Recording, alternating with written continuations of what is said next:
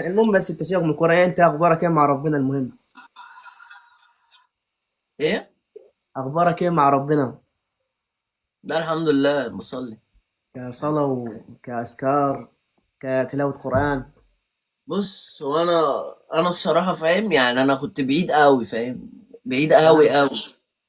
تمام. فاللي انا فيه دلوقتي، اللي انا وصلت له، يعني فاهم، الحمد لله. يعني انا كنت يعني فاهم حاجه مم. تاني، ودلوقتي حاجه تاني.